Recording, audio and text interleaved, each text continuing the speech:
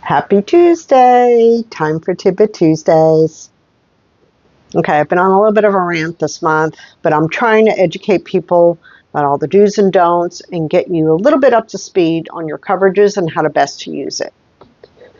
So now you've had procedures done, screenings done, doctor visits done. Now you're getting a bill. And you're like, why am I getting a bill?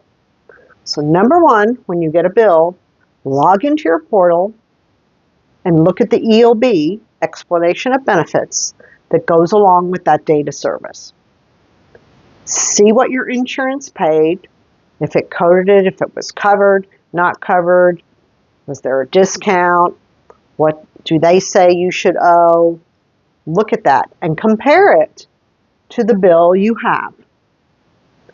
Many times, doctors' offices forget to apply that discount. I find it always very interesting when they do that until you call them out on it. Yes, they're human, but it happens too often that sometimes I feel like it's intentional. Maybe not, but I used to do billing and coding. It's not that hard to get it right. So check that and see if all of that aligns. If your insurance didn't pay anything, it gives you an explanation as to why. Was it applied to your deductible? Was the provider out of network? Was it a non-covered service? Yes, that's the other thing. Just because your doctor's in network doesn't mean the service is covered. There are certain procedures that insurance will not pay. It's called non-covered. Good to know if you're going to have something done to make sure your insurance will cover it. Look at all those things. Make sure it's right. If it is right, and it's still a big bill. I've recently had a client that their daughter went for a doctor visit. It still blows my mind. Saw the nurse practitioner, so not even the doctor, and was billed $500 for a primary care doctor visit.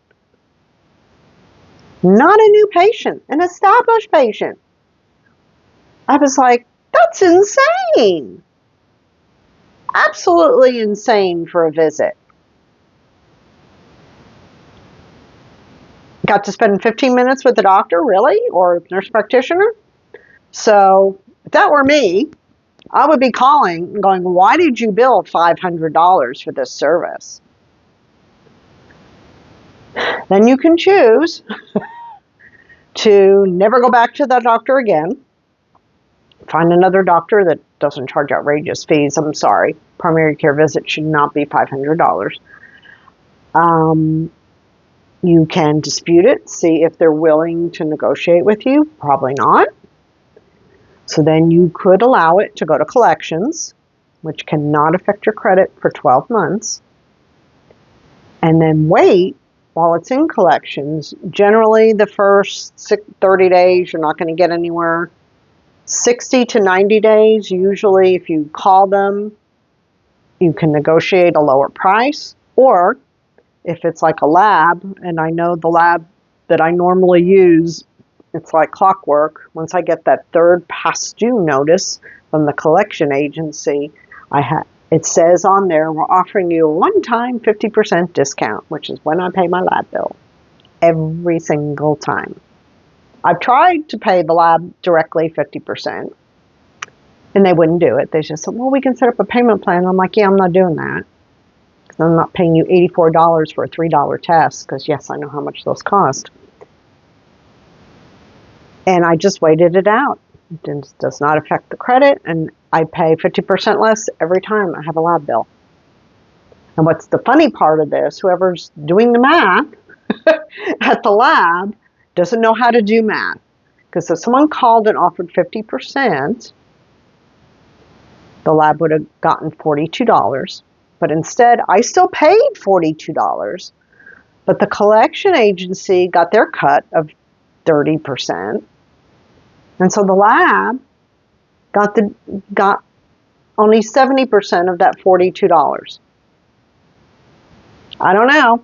Do some math, but it would have made sense when I offered to pay 50% when it was past due, because they do send past due notices. They would have received more money, less work, less headache, less bills sent out, all the things. So that's fine. I'll still pay my $42, but I'll just pay to the collection agency instead. So you can look up codes if you're not sure. You see something that was billed and you're like, I don't know why they billed that code. I mean, you're not going to know. You can Google CPT codes, and it gives a description. Make sure the description matches to what you had done.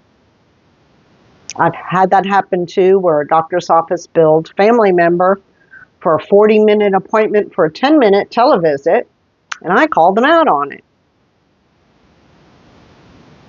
It's good to have that information and to know, because it's up to you to be your own advocate and to not overpay for services. That helps everybody if we refuse to overpay for services. So, until next week, peace out.